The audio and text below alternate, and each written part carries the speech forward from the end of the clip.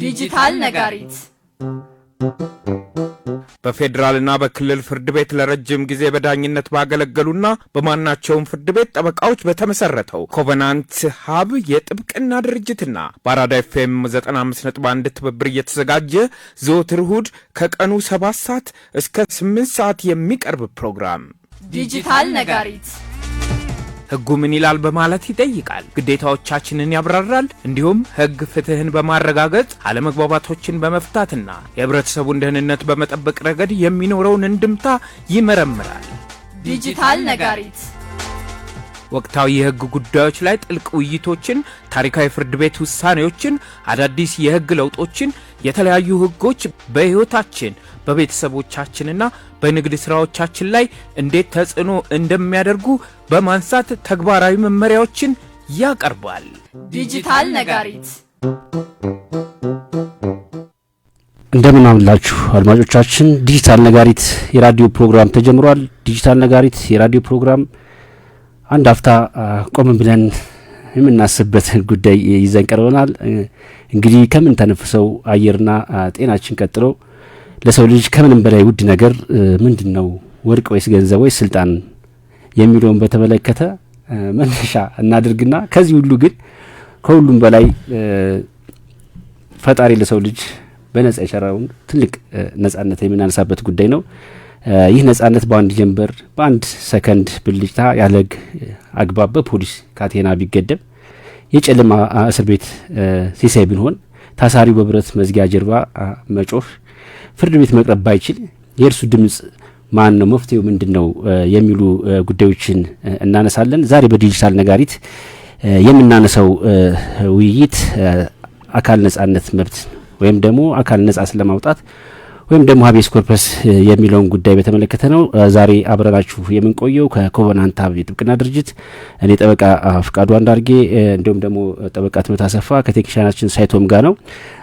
አብራችሁን ትቆያላችሁ። ሀሳብ አስተያየት ካላችሁ በአጭር መልእክት 8545 እንዲሁም በስልክ ቁጥር 0115585430 እንዲሁም የመጨረሻው 32 በማድረግ ልታደርሱን ትችላላችሁ። እንግዲህ የዛሬው ውይይታችን በዋናነት የአካል ደህንነት መብትን ወይም ደግሞ አካል ነጻ ስለማውጣት ወይም ደግሞ ሀቤስ ኮርፐስን የሚመለከት ነው። እትመት እንዴት ሰንብተሻል? እንዴት ዋልሽ? እግዚአብሔር ይመስገን ሰላም ሰንብትኩኝ ፍቃድ። እንግዲህ የዛሬ ውይይታችን የአካል ደህንነት መብት ማለት ምንድነው፣ አካል ነጻ ስለማውጣት ወይም ደግሞ ሀቤስ ኮርፐስ ምንድነው የሚሉ ጉዳዮች መነሻ አድርገን ነው የምናቀርበው። በዋናነት እንግዲህ የሰው ልጅ በተለያየ ምክንያት ለእስር ሊዳረግ ይችላል።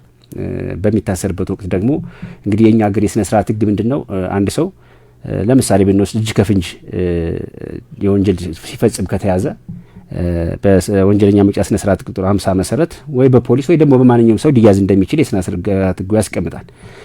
በህገ መንግስቱ መሰረት ደግሞ ያ ሰው በ48 ሰዓት ውስጥ ወደ ፍርድ ቤት መቅረብ አለበት። በ48 ሰዓት ውስጥ ደግሞ ወደ ፍርድ ቤት ካልቀረበና ምንም ወደ ፍርድ ቤት ባይመጣ ምን አይነት መፍትሄ ይኖረዋል? ያ ሰው ታስሮ ነው የሚገኘው። እሱ አቤቱታ ማቅረብ አይችልም። ሌላ ሰው ሊያቀርብለት ይችላል። ያው ብዙ ጊዜ ሰዎች ይታሰሩና ያሉበት የማይታወቁበት ሁኔታ ግን የተወሰዱበት ቦታ ሊታወቅ ይችላል። ፖሊስም እንግዲህ በተለያየ ምክንያቶች ያን የታሰረ ሰው ወደ ፍርድ ቤት ላይ ያመጣው ይችላል ማለት ነው በህጉ በተቀመጠበት ሰዓት። በዚህ ሁኔታ ምን አይነት መፍትሄዎች ናቸው ያሉት? ይሄ የአካል ደህንነት መብት ወይም ደግሞ የአካል ነጻ ስለማውጣት ወይም ሀቤስ ኮርፐስ የምንለው ምንድነው የሚለውን መነሻ ማድረግ ውይይታችን እንቆያለን ማለት ነው። ምናልባት የመሸጋገሪያ ሙዚቃ ሰምተን ከተመለስን በኋላ ወደ ውይይታችን እንቀጥላለን። ምናልባት ሙዚቃው ፊት የምትይው ነገር ካለ? ምንም የለኝም።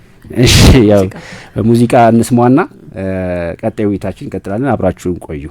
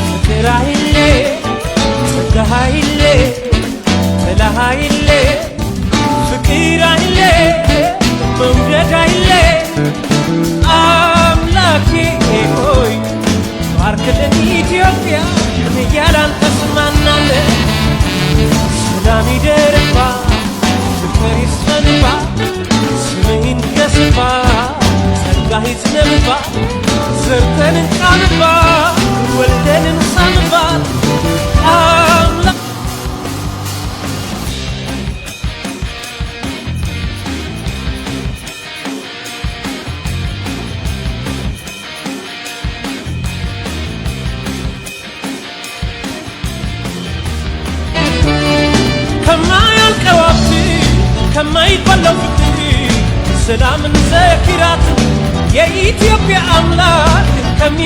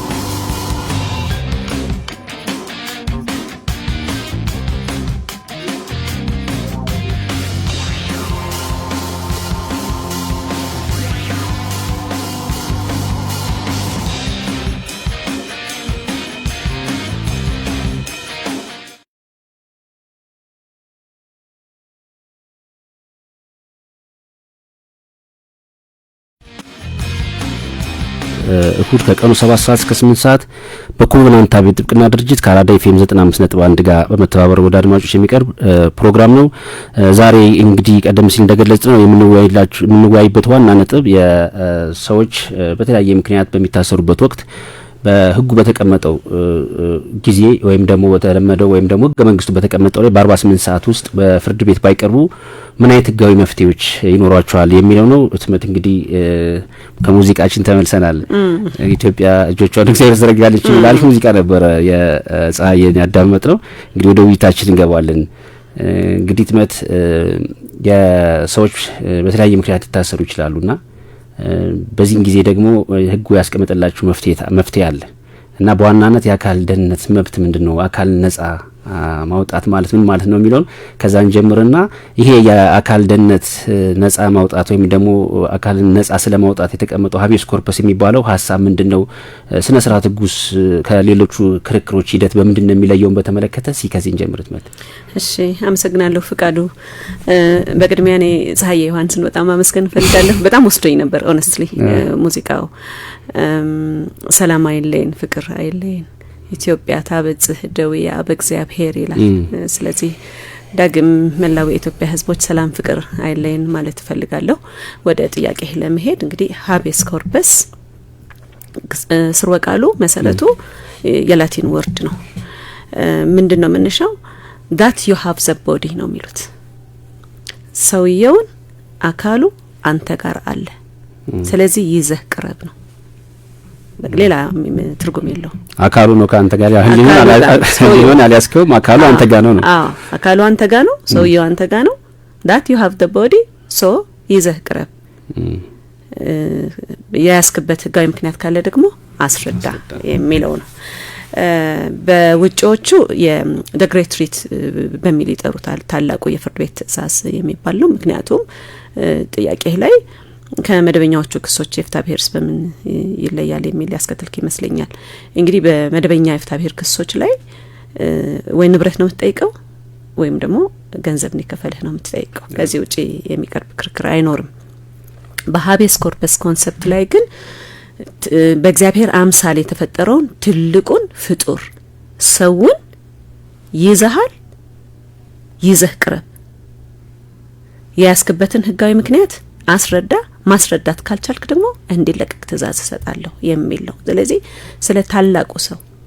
ስለ ታላቁ የእግዚአብሔር ፍጡር የምንነጋገርበት ኮንሴፕት ነው ይህ ሐሳብ የመንግስት አካል በቁጥጥር ስር ያደረገውን ግለሰብ በህጋዊ ምክንያት በቁጥጥር ስር ያደረገው መሆን አለመሆኑን ማረጋገጫ ነው በነገራችን ላይ ሰዎች አርቢትራር በሆነ መንገድ በመንግስት አካላት ቁጥጥር ስር እንዳይውሉ የሰዎችን እስራትን ህጋዊነት ለማረጋገጥ የተደነገገ ኮንሴፕት ነው በጣም በበርካታ አገራት ሊባል በሚችል ደረጃ የዚህ ኮንሴፕት ሐሳብ ለማስከበር በፍትሐ ብሔር ስነ ስርዓት ህጋቸው ላይ ነው ያካተቱት ምክንያቱም ውስብስብ ነገሮችም እንዳይከተሉ ለማለት ነው የሰው ልጅ ክቡር ነው አጥፍቶ ከሆነ በህጋዊ ምክንያት ነው በቁጥጥር ስር መዋል ያለበት በህጋዊ ከህግ ውጪ በሆነ ምክንያት በቁጥጥር ስር ከዋለ ግን ፍርድ ቤቶች ጥያቄው በቀረበላቸው ጊዜ ሁሉ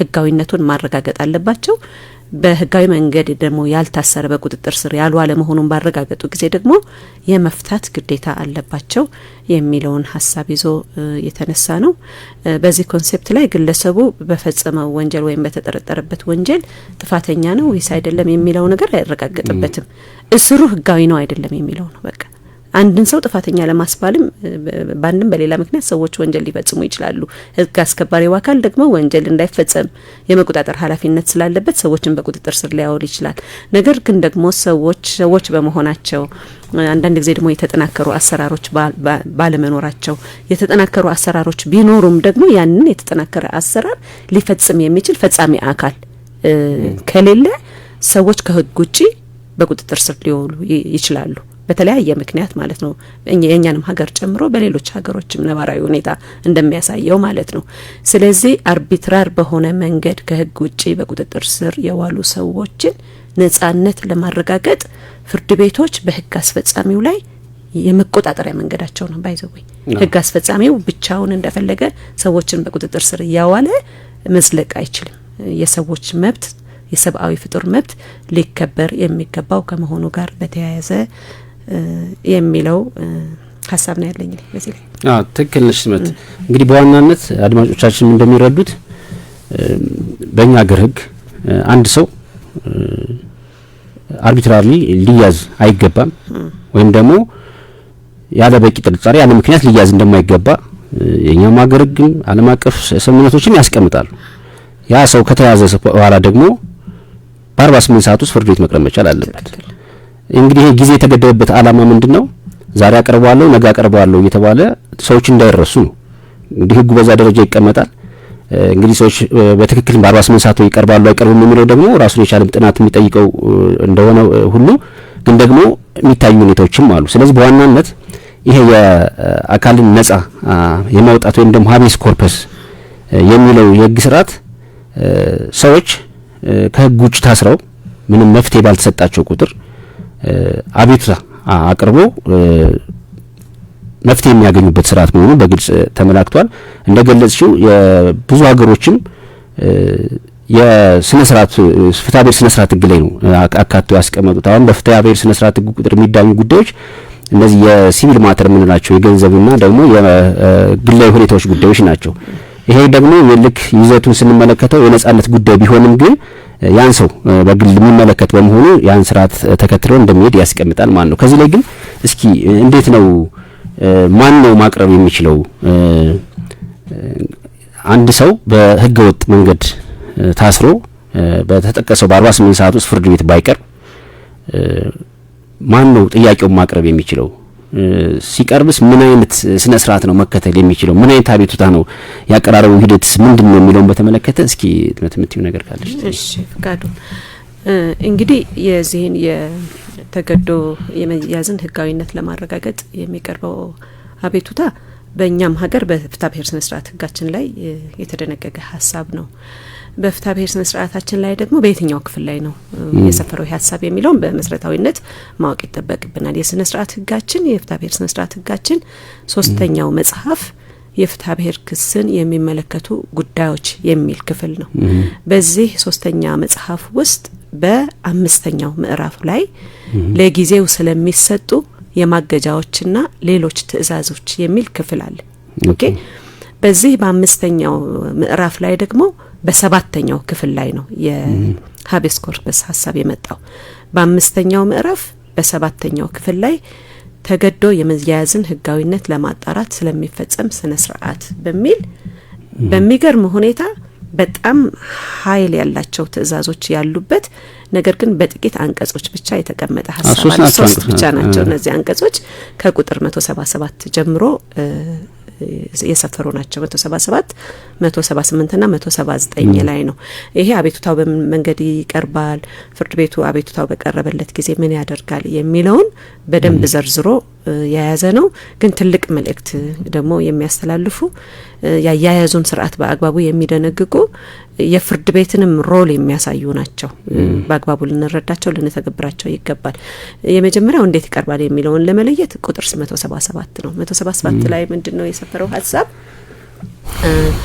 ፍርድ ቤት ሳይወሰንበት ወይም ሳይፈረድበት አንድ ግለሰብ ማለት ነው በማናቸውም ሌላ ስልጣን ወይም በሌላ ሁኔታ ወይም ደግሞ በሌላ ሰው የተገደደ እንደሆነ እንዳይዘዋወር የተከለከለ እንደሆነ የተያዘ እንደሆነ ይህ አድራጎቱ እንዲወገድለትና ራሱ ፍርድ ቤት ቀርቦ እንዲያስረዳ ሊያመለክት ይችላል። አድራጎቱ እንዲወገድለት ራሱን ፍርድ ቤት ቀርቦ ሊያመለክት ይችላል ይላል። በዚህ አግባብ የሚቀርበው ማመልከቻ እንዴት ነው የሚቀርበው የሚለው ቁልፍ መሰረታዊ ሀሳብ ነው። ስነ ስርዓት ህጉ ምንድነው የሚለው? ማመልከቻው በቃለ መሐላ ተረጋግጦ ሊቀርብ ይገባል። ምክንያቱም ደግሞ በሐሰትም እንዳንወነጀል አስፈጻሚውን አካል በሐሰት እንዳንከስ በርግጥም ያለ ካለ ህግ ፍቃድ ከህግ ውጪ ታስረ ያለው ብሎ የሚያመለክተው ሰው ይሄው ስለመሆኑ እውነት ስለመሆኑ በቃለ መሐላ ማረጋገጥ አለበት ይላል። የተያዘውን ወይም የተገደደውን ሰው ስም ያስገዳጁን ወይም ደግሞ የያዡን ሰው ስም ተገዶ የተያዘበትን ስፍራ መግለጽ አለበት። የተገደደውን ሰው አስገድዶ የያዘውን ሰው ተገዶ የታሰረበትን ስፍራ መግለጽ አለበት። ይህንኑ የሚያረጋግጡ ሰዎች ካሉም ደግሞ ምስክሮችን መጥቀስ አለበት። አድራሻቸውንም መጥቀስ አለበት ይላል። የተያዘው ወይም የተገደደው ሰው በማናቸው ምክንያት ደግሞ ራሱ አቤቱታ ማቅረብ ካልቻለ ደግሞ ሌላ ሰው ኦኬ ስለሱ ሆኖ ቀርቦ እንዲያስረዳ ህጉ ይፈቅዳል ነው። ይህም በሆነ ጊዜ አመልካቹ በሚሰጠው የመሐላ ቃልና በማመልከቻው ጽሁፍ ላይ ዋናው ባለ ጉዳይ ለመቅረብ ወይም ማመልከቻ ለመጻፍ ያልቻለ መሆኑን ጭምር መገለጽ አለበት ይላል 177 ማለት ነው። እዚህ ላይ የተገደደው ሰው ራሱ አቤቱታ ማቅረብ ካልቻለ ሌላው አካል በምን አግባብ ነው ሊያቀርብ የሚችለው? በምን አግባብ ነው ሊያቀርብ የሚችለው ነው። የተገደደው ሰው ራሱ ቀርቦ ማቅረብ አልቻለም። ኦኬ ስለዚህ ብዙ ጊዜም እንደውም ሰዎች ይታሰራሉ ያሉበት እንደው ሊታወቅ ይችላል፣ ግን ደግሞ በትክክለኛው ሰዓት አልቀረቡም። ማቅረብ አቤቱታ ማቅረብ ደግሞ በራሳቸው ብዙ ጊዜ አይችሉም ብዙ ጊዜ። ስለዚህ ቀጣይ ያለው እንዴት ነው ማን ነው የሚያቀርበው የሚለውን በተመለከተ ለምሳሌ ፍቃዱ እንግዲህ የመጀመሪያው ሐሳብ የተገደደው ሰው ራሱ አቤቱታ ሊያቀርብ ይችላል ማለት ነው። ግን ስታስበው እኮ ፍቃዱ አቤቱታ በዚህ ሁኔታ ከህግ ውጭ የታሰሩ ሰዎች እኮ አቤቱታ ለማቅረብ በሚችሉበት ቦታ ላይም ላይ ታሰሩ ይችላሉ። ከመነሻው ፍርድ ቤት የት እንዳለም የት ቦታ ላያውቁ ይችላሉ። እነሱ ራሳቸው የት ቦታ እንደታሰሩም ላያውቁ ይችላሉ። ስለዚህ ቅድም መግቢያዬ ላይ ምን ብዬ ነበር? በእግዚአብሔር አምሳል ስለተፈጠረው የተከበረ ሰውን የሚመለከት አቤቱታ ነው ይሄ። እሺ እንደገና ደግሞ ሀገራት የመደበኛ ህጎች ግዴታ አለባቸው፣ የህገ መንግስት ግዴታ አለባቸው፣ የዓለም አቀፋዊና የአህጉራዊ ስምምነቶች ግዴታ አለባቸው። ሰዎች በቁጥጥር ስር ከዋሉ ባንድም በሌላ ምክንያት ወንጀል ፈጽመዋል ተብለው አሳሪው አካል ሰውየውን ለመያዝ የወሰደበት ምክንያታዊ ጊዜ የሚቆጠርለት መሆኑ እንደተጠበቀ ሆኖ በ48 ሰዓታት ውስጥ ግን ፍርድ ቤት የማቅረብ የያዘበትን ምክንያት የማሰር ግዴታ አለበት። አንደር ዘ ሱፐርቪዥን ኦፍ ዘ ኮርት ነው መያዝ የሚችለው። ይይዛል መመርመር የሚችለው በፍርድ ቤቱ ሱፐርቪዥን መሰረት ነው። እንደፈለገ ያሰረ የትን ቦታ ላይ ያስቀመጠ ያሰረውን ሰው ማንነት የታሰረበትን ምክንያት ሳይገልጽ አስሮ ደብቆ ማቆየት አይችልም ነው ዋናው ሐሳቡ። ስለዚህ ይሄንን ሐሳብ ለማጠናከር የተገደደው ሰው ባልቻለ ጊዜ ደግሞ ሌሎች ሰዎች ስለሱ ሆነው አቤቱታ እንዲያቀርቡ ስነ ስርዓት ህጋችን ፈቅደዋል። ማን ናቸው ሌሎች ሰዎች? አሁን ብዙ ጊዜ አይተሽ ከሆነ ሰው ይታሰራል፣ ቤተሰቦች መፍትሄ ሲያጡ ታያቸዋለሽ። እውነት ነው። አሁን ሰውየው ማቅረብ ባልቻለ ጊዜ ሌሎች ሰዎች አቤቱታ መቅረብ ይችላሉ ከተባለ እነዚህ ሌሎች ሰዎች እነማን ናቸው? እኔ እንግዲህ የምረዳው እነዚህ ሌሎች ሰዎች ጠበቆች ሊሆኑ ይችላሉ፣ ጉዳዩን ይመለከተኛል የሚል ሰብአዊ መብት ተጥሷል የሚል አካል ሊሆን ይችላል፣ የታሳሪው የቅርብ ቤተሰቦች ጓደኞች ሊሆኑ ይችላሉ። ትልቁ ነገር ግን ታሳሪው ከህግ ውጪ የታሰረ መሆኑን ቃለመሐላ ምለው አረጋግጠው ማቅረባቸውን እንጂ መብቱ እንዲከበር የሰፋ ምንድነው መብቱን የማስከበሪያ መደላደል ሜዳ መፍጠር ስላለብን ነው። ስለዚህ እኔ እነዚህ ሰዎች ናቸው የሚል እምነት ነው ያለኝ። የታሳሪው የቅርብ ቤተሰቦች፣ የሰብአዊ መብት አቀንቃኞች፣ ተሟጋቾች ሊሆኑ ይችላሉ፣ ጠበቆች ሊሆኑ ይችላሉ፣ የተለያዩ የህግ ባለሙያዎች ናቸው ሊሆኑ ይችላሉ። ለማን ይሆን በማን ስም ይቀርባል የሚለው ግን ዲፋይን አላደረገም የስነ ስርዓት ህጉ። ሰውየው ራሱ አቤቱታ ማቅረብ ባልቻለ ጊዜ ሌላ ሰው ስለሱ ሆኖ እንዲያቀርብ ከተፈቀደ በማን ስም ነው አቤቱታ የሚቀርበው? በታሳሪው ስም ነው ወይስ አቤቱታውን በሚያቀርበው ሰው ስም ነው የሚለው ግልጽ አይደለም የስነ ስርዓት ህጉ። ነገር ግን መልከቻዎች ስለሆነው የሚቀርቡ ከሆነ ደግሞ ስለተባለው ሰው ስም መጠቀስ አለበት ብያምናለሁኝ። እኔ በሰውየው ስም ሆነው ፈርመው ማቅረብ መቻል አለባቸው። መልካም። እዚህ ላይ ግን ትመት በዋናነት በመደበኛው ክርክር በአድማጮች እንዲረዱት በመደበኛው ክርክር ክስ ማቅረብ የሚችለው ምንድነው? ጉዳዩ የሚመለከተው ሰው ብቻ ነው። ትክክል። ለምሳሌ ንብረት የሚጠይቅ ከሆነ ገንዘብ የሚጠይቅ ከሆነ ያ ገንዘብ ይመለከተኛል የሚለው ነው። በስቴት ኢንተረስት ያለው ሰው መብትና ጥቅም ይለዋል ስነ ስርዓት ህጉ ቁጥር 33 ማለት ነው። በዚህኛው ግን ከመደበኛው ክርክር አልፎ ጉዳዩ የሚመለከተው ሰው አልቻለም። ጉዳዩ ከሚመለከተው ሰው ውጭ ያለ ሰው ግን ሌሎች ሰዎች ሲል ይብን ገደብ አላስቀመጠም። ሌሎች ሰዎች ብሎ ነው ያስቀመጠው።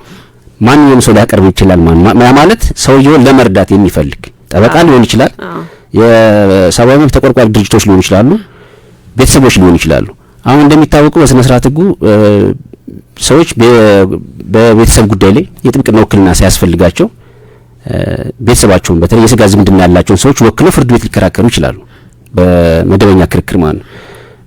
ይሄኛው ግን ከዛ ያልፋል። ሀቤስ ኮርፐስ ወይም ደግሞ አካል ነጻ ለማውጣት ያ ሰውዬ ማይንቀሳቀስበት መዘዋወር የታገደ ስለ በመሆኑ ያን ሰውዬ ሊታደገው የሚፈልገው አካል ሁሉ ለአቤቱታ ሊያቀርብ እንደሚችል ነው የሚያስቀምጠው። ብዙ ጊዜ ግን አሁን ከግንዛቤ ምጥረት ስታዩ ሰው ታስሮባቸው ማን እንዳሰረው እያወቁ የት ቦታ እንዳለ እያወቁ ሲወሰድም እያዩ ምስክር እያላቸው ህጉን ስለማያውቁት ሲያቀርቡ አትመለከችም። ስለዚህ ከዚህ ማን ነው የሚያቀርበው የሚለው ከዚህ አንግል ሊታይ ይችላል። መማር አለበት ህብረተሰቡ ራሱ ማወቅ አለበት። ለምንድን ነው ግን የሚለው ትልቅ አጽንኦት ሊሰጠው ይገባል። አሁን ደግሜ አድሬስ ማድረግ የምፈልገው ፈቃዱ ዝም ብለን እድሉን የምናጠበው ከሆነ ይሄንን የሚፈጽመው አካል ስርዓተ አልበኝነት እየነገሰ ይሄዳል።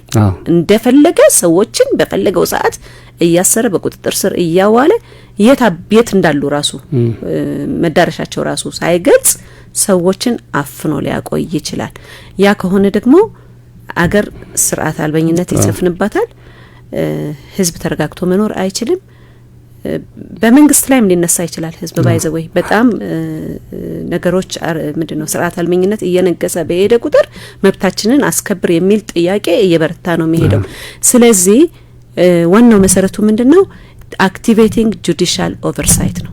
ጁዲሻል ኦቨርሳይት ሁሉ ጊዜ መኖር መቻል አለበት። በርግጥ በህገ መንግስታችን ለሶስቱም የመንግስት የስልጣን አካላት ለየራሳቸው የተሰጠ ስልጣንና ተግባር አላቸው።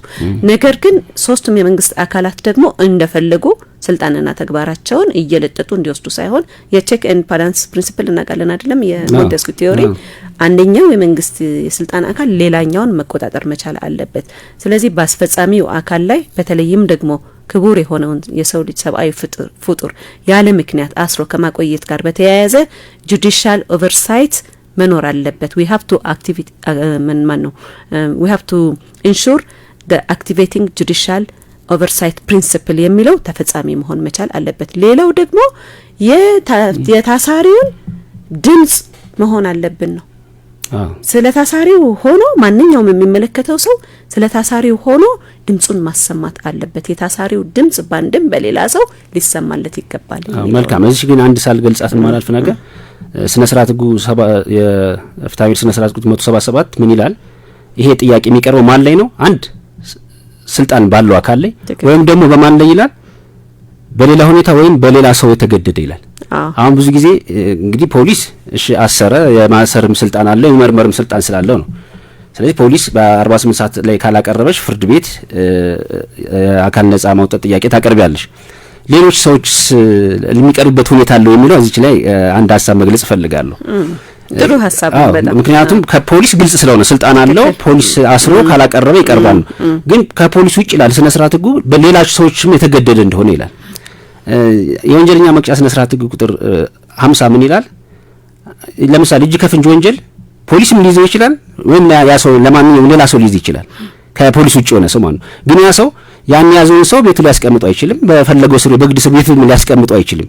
በሰዓቱ ወዲያውኑ ለህግ አካል ማቅረብ መቻል አለበት። ለምሳሌ የሆነ ሰው ድርጊት ሲፈጽም ያ እጅ ከፍንጅ ያዘ ሰው ካለ ያን ሰው ለፖሊስ በሰዓቱ ማስረከብ መቻል አለበት። ስለዚህ ሌላ ሰው የሚለውም ህጉ ሌላ ሰዎችም ግለሰቦችን ቁጥጥር እንዲያውሉ በተለይ ከእጅ ከፍንጅ ወንጀል ጋር በተገናኘ የሚፈቅድበትም አሰራር ስላለ መሆኑን እዚህ ላይ ትኩረት ለመስጠት ያክል ነው። እውነት ነው። ለምንድነው አትሊስት ፖሊስ እኮ በአዋጅ ተለይቶ የተሰጠው ስልጣን አለ ይይዝ ይችላል በህግ በተፈቀደለት ምክንያቶች። ግን ደግሞ አሁን ዓለም ምን ላይ ደርሳለች? በጣም በስልጣን የገነገኑ ሰዎች በሀብት የገነገኑ ሰዎች ፖሊስም ተቆጣጣሪ አካልም ሳይሆኑ ሰዎችን አፍነው በቁጥጥር ስር ሊያውሉ ይችላሉ። መጠየቅ ይችላል ብዬ ነው የማምነው። በዚህ ድንጋጌ መሰረት ማንኛውም አካል ከህግ ውጪ አንድን ሰው አስሮ ካቆየ ጥያቄ ሊቀርብበት ይገባል። ህጉ የሚለው እንደዛ ነው። ማንኛውም አካል ሲላቸው እነዚህ ሰዎች ነው። እሺ ቀጥይት መጥሽ። እሺ ስለዚህ አቤቱታው በዚህ መንገድ ነው የሚቀርበው። ፍርድ ቤቱ አቤቱታ ከቀረበለት በኋላ መጥሪያ ነው የሚልክለት። መጀመሪያ ላይ ምን ብዬ ነበር? የሃቤስ ኮርፐስ ፕሪንሲፕል ከላቲን የመጣ ነው ብዬሃለሁ አይደለም? ዋናው ሐሳቡ ምንድነው? በእንግሊዘኛው that you have the body ነው አይደለም? አካሉ ህይወቱ አለ የሰውየው ካንተ ጋር ይሄ አካል ይሄ ህይወት ደግሞ የተያዘው ከህግ ውጪ ነው የሚል አቤቱታ ቀርቦብኛል ተብሎ ነው አይደለም የቀረበበት ፍርድ ቤቱ። ስለዚህ አቤቱታ በቀረበለት ጊዜ መጥሪያ ይልክለታል ነው የሚለው 178 የስነ ስርዓት ህጉ። ምን አይነት መጥሪያ ይልክለታል? አቤቱታው የቀረበለት ፍርድ ቤት አሳሪው ተገዳጁን ወይም ታሳሪውን ሰው ይዞ እንዲቀርብ ነው። ይዞ እንዲቀርብና ይህንንም ሰው የማይለቅበትን ምክንያት ቀርቦ እንዲያስረዳ ያዘዋል ይላል። ምስክሮች የተቆጠሩ እንደሆነ ምስክሮች እንዲቀርቡ ያዛል ይላል። ኦኬ። ስለዚህ በእለቱ ይቀርባል የያዘው ሰው ህጋዊ ምክንያት ካለው የያዘበትን ህጋዊ ምክንያት ያስረዳል። ህጋዊ ምክንያት ከሌለው ግን ምን ይሆናል የሚለውን 179 ደግሞ ተከታይ ድንጋጌዎች ላይ በግልጽ ተቀምጠዋል። ጉዳዩን ስለመስማት ውሳኔ ስለመስጠትና ስለ ማመልከቻ አቀራረብ ነው የሚለው 179 ላይ የተቀመጡት ሀሳቦች ስለ ቀረበው አቤቱታ እውነተኛነት ፍርድ ቤቱ ይመረምራል። በዋነኝነት የፍርድ ቤቶች ሚና በፊታቸው የቀረቡ ማናቸውም አቤቱታዎች እውነተኛነትን የማረጋገጥ የመሪነት ሚና ነው ያለባቸው። መፈተሽ መመርመር አለባቸው። በእርግጥም ይህ ሰው ተገዶ ተይዟል ወይ እንዳቀረበው አቤቱታ ተገዶ ተይዟል ብሎ ካመነ ይለቀዋል ብያለሁ አይደለም። ተገዶ አልተያዘም ብሎ ማመን ካልቻለ ግን ምን ያደርጋል? ፍርድ ቤቱ ነው ይመረምራል። ስለ ማስረጃው ተገቢ መስሎ የታየውን ትዕዛዝ ይሰጣል። ምስክሮች እንዲሰሙ፣ ሌላ ተጨማሪ ነገር እንዲቀርብ ሊያዝ ይችላል። ይሄን ያደርጋል።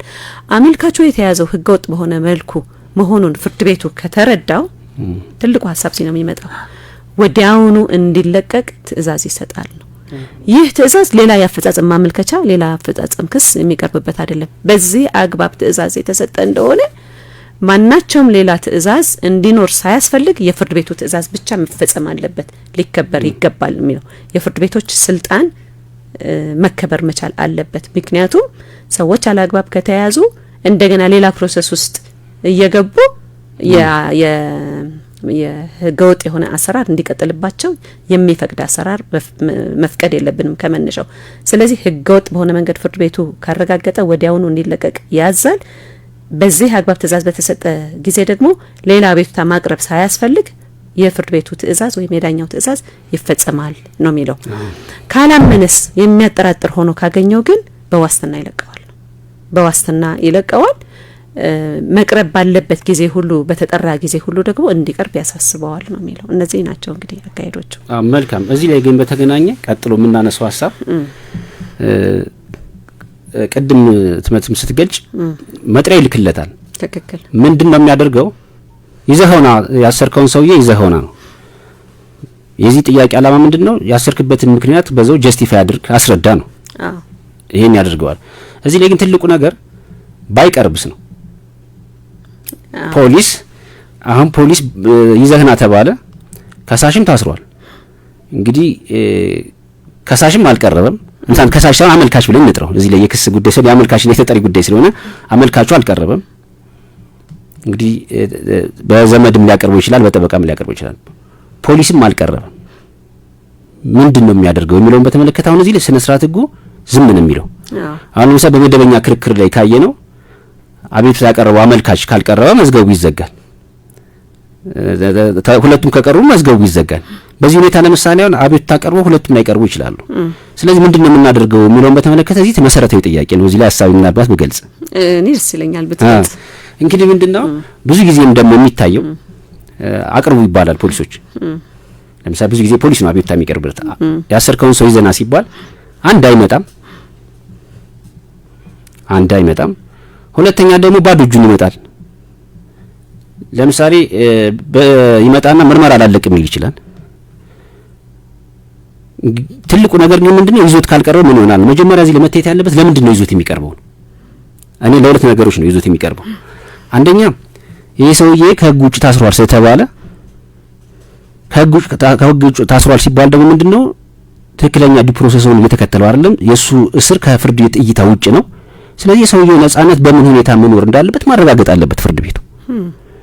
ይሄ ሰውዬ ያልተደመደበ፣ የሰውዬ ምንም ነገር ያልደረሰበት፣ ምክንያቱም ችግር ባይኖር ያን ሰውዬ ሊያመጡታል ተብሎ ስለሚታሰብ ማለት ነው። ስለዚህ ዋና ዓላማው እንዲመጣ የሚፈልግበት ዋና ዓላማው የሰውዬው ደህንነት መረጋገጥ መቻል አለበት። አንድ ሁለተኛ ዓላማው ደግሞ ያ ሰውዬ መጥቶ ደግሞ የመሰማት መብት አለው። ስለዚህ ፍርድ ቤቱ ይህን ለማረጋገጥ ያስቀምጣል። ችግሩ የሚሆነው ፖሊስ ካላመጣ ምን ይሆናል ነው? መዝገቡ ይዘጋል ወይ ነው። አሁን ከዚህ ላይ የኛ ሀገር ህግ ምንም አይልም። አሁን ሌሎቹን ሀገሮች ህጎችን ለማየት እየሞከርኩ ነበር። አሁን ለምሳሌ ይሄንን ብንመለከት ገለልተኛ አጣሪ እንትን ይመድባሉ። ያ አልመጣም ተብሎ ውድቅ አይደረግ፣ መዝገቡ አይዘጋም። ምክንያቱም የዚህ አቤቱታ መከፈት ዋና ዓላማ አንድ ሰው ቅድም እንዳልሽው በአምላክ ምስል የተፈጠረ ሰው ታስሯል፣ ተገዶ የት እንዳለ አይታወቅም ነው። ስለዚህ የዚህን ሰው የህጋዊነት መታሰር ደህንነት ማረጋገጥ መቻት አለበት ነው። ስለዚህ እንደ መደበኛ ክስ አልመጣም ተብሎ ፋይሉ አይዘጋም። ስለዚህ ምን የሚያደርጉ ሀገሮች አሉ? ገለልተኛ አጣሪ የሚመድቡ አካሎች አሉ። ያ ማለት ፍርድ ቤቱ ፖሊስ ጸጥታ ተቋሞችን ታስሯል የተባለበትን ተቋሞች ጭምር ሂደው የሚያጣሩ ገለልተኛ አጣሪዎችን ይመድባል። እነዛ አጣሪዎች በሚመድቡት በሚሰጡት መረጃ መሰረት ባቀረቡት ሪፖርት መሰረት ፍርድ ቤቱ ቀጣይ ትዕዛዝ ይሰጣል ማለት ነው። እኔ ጋር አይደለም ብሎ ለምሳሌ ፖሊስ ቢክድ የሰውዬ አቤቱታ አቅራቢ በራሱ የሚያቀርብ ለዘመዶቹ የሚያቀርብለት ጠበቃ የሚያቀርብለት ምስክር ተቆጥሯል። ስለዚህ ፍርድ ቤቱ ምስክሮችንም ይሰማል፣ እዛ ተቋም መኖሩን ያረጋግጣል።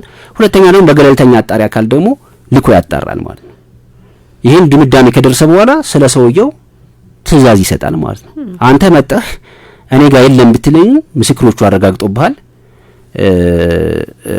ገለልተኛ ኮሚሽን ማጣርቶብሃል፣ ስለዚህ ልቀቅ ነው የሚመጣው ማለት ነው። አንዳንድ ሀገሮች እንደው ምን ያደርጋሉ? የማስረዳት ሸክሙን ጠፋ እየተባለ ያለው ሰው ስለሆነ ካንተ ጋር አለህ ብዬ ጠርቼህ የለም ካልከኝ ይሄ ሰውዬ የት እንደሆነ የመፈለግ ኃላፊነት አለበት ብሎ የማስረዳት ሸክሙንም ለፖሊስ የሚሰጡ አገሮች አሉ ማለት ነው። ስለዚህ ትልቁ ነገር መታወቅም ያለበት ብዙ ጊዜ እኛም ሀገር እንደ ድክመት የሚነሳ የምታየው ምንድነው? ፖሊስ እነዚህ ሰዎች እኛ ጋር የሉም ሲባል ክስ አቤቱታ ተመዝገብ ሲቋረጥ ይታያል። እዚህ ላይ ምናልባት ሲያሳብሽም ካለሽ ጥሩ ሀሳቦችን አንስተሃል ፍቃዱ። የተወሰኑ ሀሳቦችን ለመጨመር ነው። መጀመሪያ የማስረዳት ሸክሙ እኮ በእኛም ሀገር ለአሳሪው አካል በርደን ኦፍ ፕሩፍ ሽፍት ያደርግበታል። ቀርበህ አስረዳ እኮ ነው የሚባለው አይደለም? ያስከውን አላግባብ አስረህዋል ይዘህዋል የተባለውን ሰው ይዘህ ቅረብና አስረዳ ነው የሚለው። ኦኬ። ስለዚህ በህግ አግባብ ይዞት ከሆነ እሱ ነው የሚያስረዳው። ኦኬ። ከህግ ውጪ ይዞት መሆኑ ከተረጋገጠ ደግሞ እንዲለቀቅ ትዕዛዝ ይሰጣል ብያለሁኝ። ትልቁ ነገር ግን አላማው ምንድነው ነው? አንደኛ ከህግ ውጪ እየተፈጸሙ ያሉ እስሮች የጨለማ ቤት እስሮች ሊሆኑ ይችላሉ። በማናቸውም በማይታወቅ ቦታ ላይ በግዞት መልክ የተቀመጠ ሰው ሊሆን ይችላል። ባይ ዘ ዌይ ፎርስ ዲስአፒረንስ ሊፈጠር ይችላል። እነዚህን ሁሉ ምክንያቶች መሰረት በማድረግ አቤቱታ ከቀረበ ዋነኛ አካሉን ይዘው ቅረብ የሚለው ሐሳብ ወይም ፕሪንሲፕል የአካሉን ደህንነት ለማረጋገጥ ይሄ ሰው ሊደበደብ ሊገረፍ ይችላል፣ አካላዊ ጉዳት ሊደርስበት ይችላል፣ በጨለማ ቤት ውስጥ ታስሮ በሳይኮሎጂካል ኢሞሽን ውስጥ ሊሆን ይችላል። በጣም በርካታ የፊዚካልም የሳይኮሎጂካልም ችግሮች ሊደርሱበት ይችላሉ።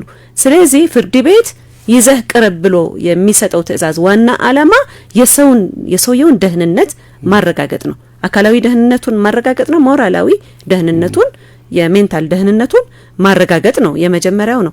ሌላው ደግሞ የአሳሪው ክፍል ይዞ እንዲቀርብ ከተደረገ የሱ እስር will be under the supervision of the court።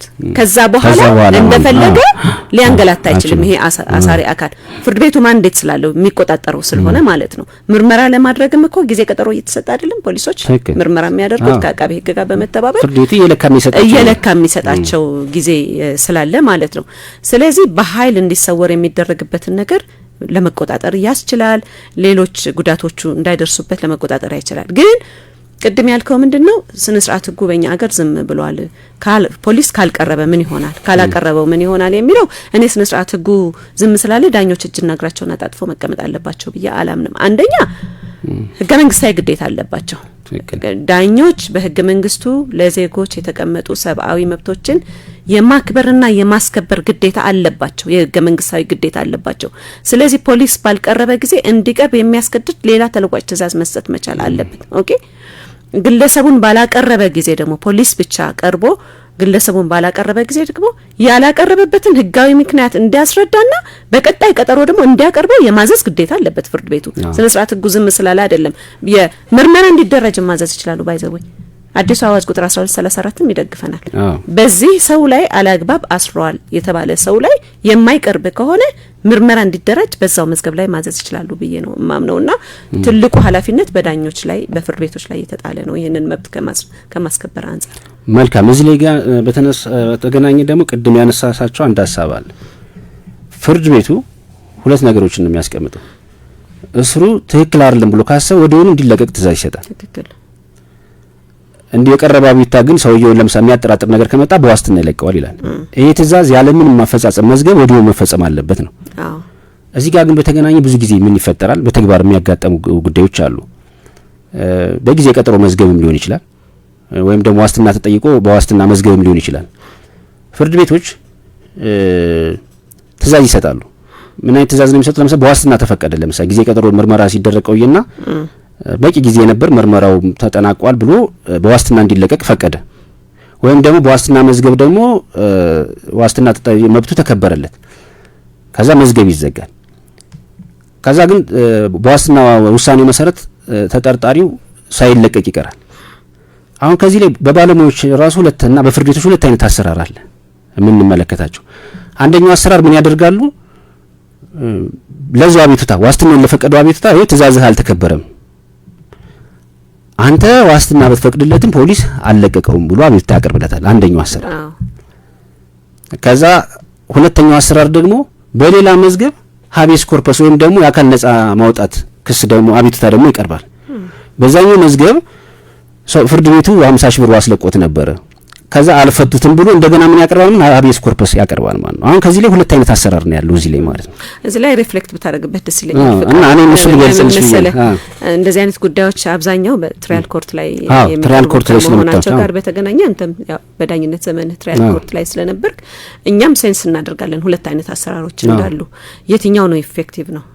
በዋስትና ይለቀቅ ብሎ ያዘዘው ችሎት እያለ እና የሱ የሰጠው ትእዛዝ ሳይከብር ቀርቶ ሌላ አዲስ የሀቤስ ኮርፐስ ክስ ነው ማቅረብ ያለበት ወይስ ለዛው ችሎት ነው የሚለውን እስቲ እኔ እዚህ ላይ ትመት ምንድነው የምለው እንግዲህ በቅድሚያ መታየት ያለበት አንድ ፍርድ ቤት በጊዜ ቀጠሮ መዝገብ ሆነ በዋስትና መዝገብ ተጠርጣሪ ዋስ እንዲወጣ ከፈቀደ መፈጸም አለበት ትእዛዙ። ምንድነው በ50 ሺህ ብር ዋስትና ሲይዘው ውጣ ነው የሚለው፣ ይውጣ ብሎ ነው የሚያዘው። ከዛ ዋስትና ሲይዘው ግን ፖሊስ ብዙ ጊዜ እንዳይወጣ የማያደርግበት ነገር አለ። ይግባኝ ስለሚጠይቁ ነው። አይ ከሱ በተጨማሪም ራሱ በጣም ብዙ አከራካሪ ነገሮችም ስላሉት ማለት ነው። ከዛ ኢብን የፍርድ ቤቱን ትእዛዝ ላለመጋፋት ተለቆ ራሱ ተመልሶ ይታሰራል ሰውየው በሌላ ምክንያት ማለት ነው። ስለዚህ እንደኔ ብዬ የማስበው ቅድም ምን ብለሻል አንቺ የሀቤስ ኮርፐስ ላይ ፍርድ ቤቱ ስሩ ህገወጥ ነው ብሎ ሲያምን ወዲያውኑ መለቀቅ አለበት ያለ አንድ አፈጻጸም። ሁለተኛ ኢቭን በዋስትናም ሲለቀው ራሱ ያ ዋስትና መፈጸም መቻል አለበት። በጊዜ ቀጠሮና በዋስትና መዝገብን ተመሳሳይ ነገር መፈጸም አለበት ብዬ ነው የማስበው። ምክንያቱም ፍርድ ቤቱ በዋስትና ከለቀቀው በኋላ ዋስትናው አልተከበረም ብለሽ ሌላ የአካል ነጻ ማውጣት መዝገብ ፋይል ማስከፈት አለብሽ ያላስብም።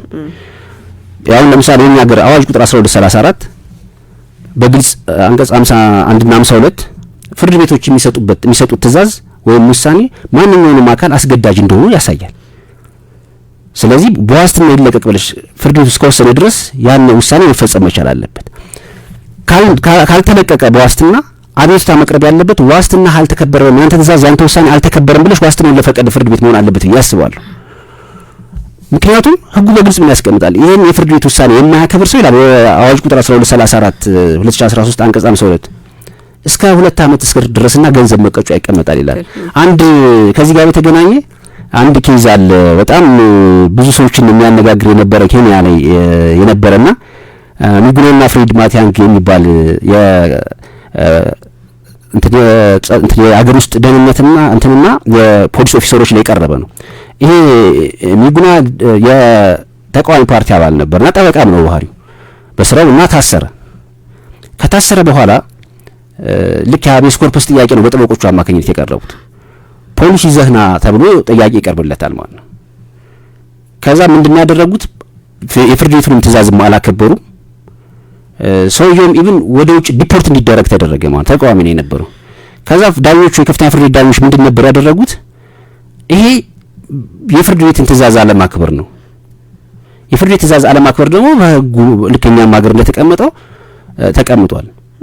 በተሰጣቸው ስልጣን መሰረት የፖሊስ ኦፊሰሩንና የሀገር ውስጥ ደህንነት ሚኒስቴሩን በገንዘብ ቀጥተው ኢቭን ከደሞዛቸው እንዲቀነስ ነው ያደረጉት። ያ ማለት አሁን እኛም ሀገር ህግ ስርዓትን ካየሽው በቃ ፍርድ ቤቶች የሚሰጡት ትእዛዝ ካልተከበረ ድሮ እንደውም አልነበረም ወይ ምርመራ ይጣራ ይባላል ወይ ምን ይባላል እና ወይም ደግሞ በኮርት ኮንቴምፕት ማለትም በችሎት መድፈር በጣም አጠቃቅጦች ለማምጣት ራሱ ይከብድሻል። አዋጅ ቁጥር 1234 ግን በግልጽ ፍርድ ቤቶች የሚሰጡት ትእዛዝ ካልተከበረ እስር ድረስ ማድረግ እንደሚጠይቅ ያስቀምጣል። እና እኔ አሁን በዚህ በዋስትና ጉዳይ ላይ ዋስትና ከተፈቀደ በጊዜ ቀጠሮ መዝገብ ካልተከበረ ያ ችሎት ያን ውሳኔ ያን ትእዛዙ የማስከበር ስልጣን አለው ብዬ አስባለሁ። በዋስትና መዝገብም ተመሳሳይ እንጂ አዲስ ፋይል አካል ደህንነት ነጻዎች እንትን ለማውጣት አዲስ ፋይል ክስ ሲቀርብ ማለት እኔ አላማም ነው ብዬ ማላስምት መተዝ ተገለለ ምን መሰለህ ፍቃዱ በጣም ኢንትረስቲንግ ፖይንት ነው ያነሳው። አንደኛው ዋስትና የፈቀደ ችሎት የዋስትና መብትን ያስከበረ ችሎት ጀስት ዋስትናውን አስከብሯል ለማለት ኮንሴፕት ብቻ አይደለም መቀመጥ ያለበት። ኦኬ የሰጠው ትዕዛዝ የመፈጸሙን ማረጋገጥ መቻል አለበት፣ እንዲፈጸም ደግሞ ተገቢውን ማድረግ አለበት። በነገራችን ላይ ፍቃዱ እኛ ዳኞች የሚሰጡት ትዕዛዝ ፖሊሶችና አቃቤ ሕጎች ደግሞ በህግ ማስከበር ስርዓት ላይ የሚወስዱት እርምጃ በሙሉ የሰብአዊ መብት ድንጋጌዎችን ያስከበረ መሆን መቻል አለበት። ለዛ ስፔሲፊክ ጉዳይ ብቻ አይደለም። በነገራችን ላይ እኔ ሁሉ ጊዜ ባሻገር ምትሏን ቃል ወዳታለሁኝ። ከተሰጠንበት አላማ ባሻገር ውጤት አለው የኛ ስራ። የኛ በእያንዳንዱ ጉዳይ ላይ የምንሰጠው ትዕዛዝ ወይም ደግሞ የምንወስደው እርምጃ ውጤት አለው። ሀገር ትመዘንበታለች እኮ ፍቃዱ። ኢትዮጵያ በአፍሪካ ደረጃ በተቋቋመው የሰብአዊ መብት ኮሚሽንም ሆነ በዓለም ደረጃ በተቋቋመው የሰብአዊ መብት ኮሚሽን ትመዘናለች። የሰብአዊ መብቶችን አስከብረሻል ወይስ አላስከበርሽም በሚለው ትመዘናለች። አንዱ የምትመዘንበት ስርዓት ጠንካራ ፍርድ ቤቶች አሉ ወይ፣ ሰብአዊ መብትን ማስከበር የሚችሉ ጠንካራ ኢንስቲትዩሽን ስታብሊሽ አድርጋለች ወይ አገሪቷ፣ ጠንካራ የፖሊስ ተቋማት የአቃቤ ሕግ ጽህፈት ቤቶችን አቃቤ ሕጎችን ፖሊሶችን ዳኞችን አደራጅታለች ወይ የሚለው ትመዘንበታለች። ስለዚህ የአንድ ዳኛ የአንድ ፖሊስ የአንድ አቃቤ ሕግ እርምጃ በሙሉ ሀገር እንድትመዘንበት የማድረግ ውጤት ስላለው ፍርድ ቤቶች የሰጡት ትዕዛዝና ውሳኔ በሙሉ የተከበረ መሆኑን ማረጋገጥ አለባቸው። እንዲከበር ደግሞ ተገቢውን ጥረት ማድረግ አለባቸው። የታዘዘው አካልም የፍርድ ቤቱን ትዕዛዝ በይግባኝ ካላሻረ በቀር የመፈጸም ግዴታ አለበት። ስለዚህ ተባብረን ነው ሀገርን ማቆም የምንችለው። ሲካለን ሰዓት አንጻር እንደ አንድ ሀሳብ ሳናነሳ እንዳንሄድ ያው ያዳመጣችሁት ያላችሁት ዲጂታል ነጋሪት የራዲዮ ፕሮግራም ነው። አራዳ ኤፍኤም 95.1 ከኮቨናንት አቤት ጥብቅና ድርጅት ጋር በመሆን የሚቀርብ ፕሮግራም ነው። አድማጮቻችን አሁን ከኛ ጋር ቀጥሉት። እዚህ ላይ አንድ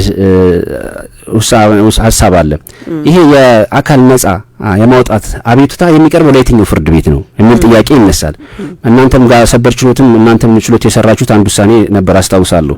በዋናነት ምንድነው ስነ ስርዓት ህጉ ቀደም ሲል ስነ ስርዓት ህጉ ምንድነው ለከፍተኛ ፍርድ ቤት ይሰጠው ነበር። አዋጅ ቁጥር 12 እንደ 2588 ደግሞ የፌዴራል ማተር ማድረጉ አስቀምጦት ነበር። ከዛ በኋላ ደግሞ የወጣው 1234 አዋጅ ደግሞ ምንም የሚለው ነገር የለም ስለ አቢዮስ ኮርፐስ። ከዚህ ጋር በተገናኘ ግን ደግሞ የሰብአዊ መብት በተመለከተ የሚቀርቡ ጉዳዮች በከፍተኛ ፍርድ ቤት እንደሚታዩ ደግሞ 1234 ያስቀምጥ ነበርና ከዚህ ጋር በተገናኘ እንዲው ባጭሩም እናንተም የሰጣችሁት የሰበር ውሳኔ ስላለ ለየትኛው ፍርድ ቤት ነው መቅረብ ያለበት? የዚህ ውሳኔ አንድምታ ምንድነው ብለሽ ታስቢያለሽ? እሺ ጥሩ ፍቃዱ። ይሄ ጉዳይ በፌዴራል ጠቅላይ ፍርድ ቤት ሰበር ሰሚ ችሎት በሰበር መዝገብ ቁጥር 230167 ሐምሌ 28 ቀን 2014 ዓ.ም ውሳኔ የተሰጠበት ጉዳይ ነው። በነገራችን ላይ ፍቃዱ በዚህ መዝገብ ላይ 3 መዝገቦችን አጣምረን ነው ውሳኔ የተሰጠነው። 3 ግለሰቦች በተለያየ ምክንያት ተጠርጥረው በፖሊስ ቁጥጥር ስር ውለው ነበረ። ፖሊስ የምርመራ ጊዜ ጠይቆባቸው ነበረ። ፍርድ ቤቱ የተወሰነ የምርመራ ጊዜ ሲሰጥ ከቆየ በኋላ ለመጨረሻ ጊዜ በሚል የምርመራ ጊዜ ፈቅዶ ነበረ። በዛ የምርመራ ጊዜ ውስጥ ግን ፖሊስ ስራዬን አላጠናቀቅኩም አለ። በዋስትና ለቀቃቸው ማለት ነው። በዋስትና ከለቀቃቸው በኋላ ግለሰቦቹ አልተለቀቁም። ቅድም ስናነሳው የነበረ ጉዳይ ነው። አልተለቀቁም። ስለዚህ የአካልን ነጻ የማውጣት ክስ አቀረቡ በፌዴራል መጀመሪያ ደረጃ ፍርድ ቤት ማለት ነውና ፍርድ ቤቱ ስልጣን የለውም የሚል መቃወሚያ ቀረበ። አካልን ነጻ የማውጣት ክስን የከፍተኛ ፍርድ ቤት ነው የሚለው ከፍተኛ ፍርድ ቤት እንጂ የመጀመሪያ ፍርድ ቤት ስልጣን አይደለም የሚል መቃወሚያ አቀረበ። የመጀመሪያው ደረጃ ፍርድ ቤት ይህንን መቃወሚያ ውድቅ አድርጓል። ምክንያቱም ይህ ጉዳይ ለፌዴራል ከፍተኛ ፍርድ ቤት በፍትሐብሔር ስልጣኑ ስር እንዲያያቸው ተለይተው ከተሰጡት ጉዳዮች ውስጥ አይደለም። ለፌዴራሉ ከፍተኛ ፍርድ ቤት ደግሞ ተለይተው ያልተሰጡ ጉዳዮች በአዋጅ ቁጥር 1234/2013 መሰረት የፌዴራል የመጀመሪያ ደረጃ ፍርድ ቤት ስልጣን ስለሆኑ ጉዳዩን የማየት ስልጣን አለኛልና ጉዳዩን አይቶ ወሰነ። ኦኬ ይሄንን እንግዲህ ውሳኔ በመቃወም ነው እስከ ሰበር ሰሚ ችሎቱ አቤቱታ የቀረበው። በተመሳሳይ ሰበር ሰሚ ችሎቱም የመጀመሪያ ደረጃ ፍርድ ቤቱን ውሳኔ ነው የተቀበለው። ሲወስን ግን ዋና ዋና ነገሮችን አድሬስ ለማድረግ ሞክሯል። ሰበር ሰሚ ችሎቱ ምንድነው የሚለው? የፍርድ ቤት ስልጣን አንድም በጉዳይ አይነት ሌላ ደግሞ በገንዘብ መጠን ነው የሚወሰነው። የፌዴራል ፍርድ ቤቶች አዋጅ ቁጥር 1234 ደግሞ ለሁሉም ፍርድ ቤቶች የሰጣቸው የወል የፍትሐ ብሔር ስልጣኖች አሉ፣ የወንጀል ስልጣኖች አሉ። ለከፍተኛው ፍርድ ቤት በገንዘብ መጠን ለይቶ ስልጣን ሰጥቷል። በጉዳዩ አይነት ደግሞ ለይቶ ስልጣን ሰጥቷል። በገንዘብ መጠን ተለይተው የተሰጡት ውሳኔዎች እነሱ አያከራክሩንም። ከብር 10 ሚሊዮን በላይ ግምታቸው የሆኑ የገንዘብ መጠኖችን አከራክሮ ይወስናል ነው። በጉዳዮች አይነት ግን ለይቶ ሲሰጥ ግን በግልጽ በአዋጁ ላይ አመላክቷል የትኞቹን ጉዳዮች ነው በጉዳዮች አይነት ተለይተው የተሰጡት ስልጣኖች የትኞቹ ናቸው የሚለውን ለየና የሀቤስ ኮርፐስ ጉዳይ ለፌዴራሉ ከፍተኛ ፍርድ ቤት በፍትሐ ብሔር የዳኝነት ስልጣኑ ውስጥ ተለይቶ የተሰጠ ስልጣን አይደለም የሚል አቋም ይዟል። ይሄንንም አቋም የያዘው ሰበር ሰሚ ችሎቱ ጀስቲፋይ በማድረግ ነው። ለፍርድ ቤቱ ተለይተው የተሰጡት የዳኝነት ስልጣናት ይላል በውሳኔው ላይ በአዋጁ አንቀጽ 5 ንዑስ 1 ፊደል ሀ እስከ ፊደል ሰ ስር የተመለከቱት ጉዳዮችን የሚመለከቱ ናቸው። ይሄ የሀቤስ ኮርፐስ ጉዳይ ህግ አውጪው በፌዴራሉ ከፍተኛ ፍርድ ቤት የዳኝነት ስልጣን ስር እንዲታይ ፈልጎ ቢሆን ኖሮ ከፊደል ሀ እስከ ሰ ብሎ እንደደነገገው ሁሉ በፊደል ኘ ላይ የተደነገገውም የማን ስልጣን አለው ብሎ ያስቀምጥ ነበር። ነገር ግን አላስቀመጠም። ስለዚህ ህግ አውጪው ይህ ስልጣን ለይቶ ለፌዴራሉ ከፍተኛ ፍርድ ቤት ካልሰጠው ጉዳዩ በፌዴራል መጀመሪያ ደረጃ ፍርድ ቤት የዳኝነት ስልጣን ስር እንዲታይ ፈልጓል ይላል። ለከፍተኛው ፍርድ ቤት ተለይተው ያልተሰጡ ስልጣኖች ደግሞ በፌዴራሉ ከፍተኛ ፍርድ ቤት የዳኝነት ስልጣን ስር የሚታዩ በመሆኑ በዛ አግባብ ስልጣን አለው ብሏል። ሰበር ሰሚ ችሎቱ ሌላው ከሰብአዊ መብቶች ጋር በተገናኘ ለፌዴራሉ ከፍተኛ ፍርድ ቤት ስልጣን የሰጠ ቢሆንም የሀቤስ ኮርፐስ ጉዳይ ግን ያን ያህል በህገ መንግስቱ ላይ እንደተቀመጡት ውስብስብ የሆኑ ጉዳዮች ናቸው ተብሎ ተለይቶ ለፌዴራል ከፍተኛ ፍርድ ቤት እንዲታዩ የሚያደርጉ አይደለም አሰራሩንም ስናየው። ምክንያቱም ዴይሊ ፍርድ ቤቶች ጋር የሚቀርብ ስለሆነ መብቱ በተጣሰ ጊዜ ደግሞ ሁሉ አቤቱታው እየቀረበ ኢንተርቴን ሊደረግ ይገባል። ስለዚህ የፌዴራል መጀመሪያ ደረጃ ፍርድ ቤት ስልጣን ነው በሚል አጽንኦት ሰጥቶ ለይቷል። እዚህ ላይ ግን ምንድነው በዛኛው ወገን የሚቀርበው መከራከሪያ ይሄ የአካል ደህንነት ነጻ የማውጣት ጉዳይ የሰብአዊ መብት ጉዳይ ነው። እናንተም በውሳኔያችሁ በግልጽ አንቀጽ 17ን ጠቅሳችሁ አርጊው ያረጋችሁት ነገር አለ። እንደዛ ከሆነ የፍርድ ቤቶች ማቋቋሚያ አዋጅ ቁጥር 1234 አንቀጽ 11 ላይ ንዑስ 3 ላይ ልክ እነዚህ ጉዳዮች በምን ይዳኛሉ ይላል፣ በሀቤስ ኮርፐስ ስርዓት ይዳኛሉ የሰብአዊ መብት ጉዳዮች ይላል። እንደዚህ ሲመለከት ኢብን ሀቤስ ኮርፐስ ራሱ የሰብአዊ መብት ጉዳይ የሚመለከት በመሆኑ እነዛ ጉዳዮች አይጠቃልልም ወይ የሚል ሀሳብ ነው በዚህ ወገን የሚነሳው። ግን ዋናነት አንቺ እንደገለጽሽው ህጉ ግልጽ ስላላስቀመጠው ሊሆን ይችላል። ግን ደግሞ እናንተም በውሳኔያችሁ ደግሞ የሰብአዊ መብት ጉዳይ መሆኑን ደግሞ አረጋግጣችኋል ማለት ነው። እንደዛ ከተረጋገጠ በዛው በከፍተኛ ፍርድ ቤት ቢታይ የሚል አንድምታ ሊያመጣ ይችላል ነበር። ምን መሰለ ፍቃዱ አዋጁ ራሱ ፓራዶክስ አለው። እርስ በርሱ የመጋጨት ነገር ያሳያል። የሰብአዊ መብት የሚመለከቱ ጉዳዮች የፌዴራል ከፍተኛ ፍርድ ቤት ስልጣን አሁን ድረስ ብዙ ጭቅጭቅ እያስነሳ ያለ ጉዳይ ነው። በነገራችን ላይ ፕሮሲጀሩ ራሱ በቂ ነው ወይ ፕሮሲጀሩ የሚመራበት ራሱ የሚለው ራሱ ይቻላል። ስለዚህ ግን በጉዳይ አይነት ግን ለይቶ ሲሰጥ ለፌዴራሉ ከፍተኛ ፍርድ ቤት ግን ከሀ እስከ ሰ ያሉ ጉዳዮችን ብቻ ብለዋል። ስለዚህ ሀቤስ ኮርፐስን አውጥቶታል በፊደል ኘ ላይ የተቀመጠውን ሀሳብ ማለት ነው። ስለዚህ ለይቶ ካወጣውና ከሀ እስከ ሰ ስር በጉዳዮች አይነት በደለደላቸው ላይ ማስቀመጥ ከቻለ ህግ አውጪው ይሄ ጉዳይ ለፌዴራል ከፍተኛ ፍርድ ቤት ሰጥቶታል ማለት አይችልም የሚል ነው የሰበር ሰሚ ችሎቱ አቋም። ነገር ግን ይህ ውሳኔ ከተሰጠ በኋላ ደግሞ የሰበር ሰሚ ችሎቱ ውሳኔ ተገቢ ነው ወይስ አይደለም፣ ስልጣኑ የፌዴራሉ ከፍተኛ ፍርድ ቤት ሊሆን ይገባ ነበረ የሚሉ ክርክሮች፣ ሌጋል ዲስኮርሶች አሉ፣ የተጻፉ ጽሁፎችም አሉ። ዞሮ ዞሮ ስነ ህግ እንደዚህ ፖዚቲቭ ኮንስትራክቲቭ በሆኑ ኮሜንቶች በሚደረጉ ክርክሮች የሚዳብር በመሆኑ እንግዲህ ወደፊት አብረን የምናየው ነው የሚሆነው። መልካም ካለን ሰዓት አንጻር ትመት ክልሎች ጋር በተገናኘ የሚገርምሽ ነገር ምን አለ መሰለሽ፣ ሀቤስ ኮርፐስን በተመለከተ አንዳንድ ክልሎች ለከፍተኛ የስነ ስርዓት ህጉን ተከትለው ለከፍተኛ ፍርድ ቤት ይሰጣሉ። የፌዴራል ማተር መሆኑን ተከትለው ደግሞ በውክልና መሆኑን ለፌዴራል ከፍተኛ ፍርድ ቤት ያደርጋሉ። አንዳንድ ክልሎች ደግሞ የፌዴራል ማተር አይደለም ይሉና ደግሞ ለወረዳ ፍርድ ቤቶች ያሳያሉ ማለት ነው። ግን ምንድነው በዋናነት መታመን ያለበት ሀቤስ ኮርፐስ ማለት የአንድን ሰው ነጻነት እስር ህጋዊነት ለማረጋገጥ ነው። ለምሳሌ በክልል ከፍተኛ ፍርድ ቤቶች ብቻ ይቅረብ የምትል አቋም ብትይዥ የሆነ ሩቅ ወረዳ ያሉ ሰዎች አቤስ ኮርፐስን ለአቤቱታ ለማቅረብ ወረዳ ከዞን ከተማ ድረስ መምጣት ይጠበቅባቸዋል ማለት ነው። አዲስ አበባ ላይ ከብድ ይችላል ፌዴራል ከፍተኛ ፍርድ ቤት ታቀርቢ ስለምትችል ማለት ነው። ግን ደግሞ ክልሎች ጋር ስትመጭ ግን ደግሞ በከፍተኛ ፍርድ ቤት ይታይ ካልሽ ከፍተኛ ፍርድ ቤት ዞን ከተማ ላይ ነው የሚሆኑት። ስለዚህ በወረዳዎች ሁሉ ባላግባብ የታሰረ ሰው ሁሉ አይሆንም እና ከጀስቲፊኬሽኑ አንፃር ሌጋል ዲስኮርሱ አንፃር ካየነው ነው። ግን ደግሞ ከንትኑ አንፃር ካየነው ከዚህ ለተከራካሪዎቹ የትኞቹ ይጠቅማቸዋል የሚለውን ካየነው ደግሞ ሞር በቅርብ እንደዚህ ጥያቄዎች በአቅራቢያ ባሉ ፍርድ ቤቶች ማለት ነው በመጀመሪያ ደረጃ ቢታዩ ደግሞ ሞር አሳማኝነት የሚኖርበት ሁኔታ አለ ማለት ነው። አድማጮቻችን ስታዳምጡት የቆያችሁት ዲጂታል ነጋሪት የራዲዮ ፕሮግራም ነው። ዲጂታል ነጋሪት የራዲዮ ፕሮግራም ዘወትር እሁድ ከቀኑ 7 ሰዓት እስከ 8 ሰዓት በኮቨናንት አቤት ጥብቅና ድርጅት ከራዲዮ ኤፍኤም 95.1 ጋር የሚቀርብ ነው። አብረናችሁ የቆየናቸው ከኮቨናንት አቤት ጥብቅና ድርጅት ጠበቃ ትምታሰፋ እኔም ጠበቃ ፍቃዱ አንዳርጌ ከቴክኒሻናችን ሳይቶም ጋር ነው። በቀጣይ በሌላ ርዕስ እስከምንገናኝ ድረስ መልካም ሳምንት። እናመሰግናለን። ዲጂታል ነጋሪት በፌዴራልና በክልል ፍርድ ቤት ለረጅም ጊዜ በዳኝነት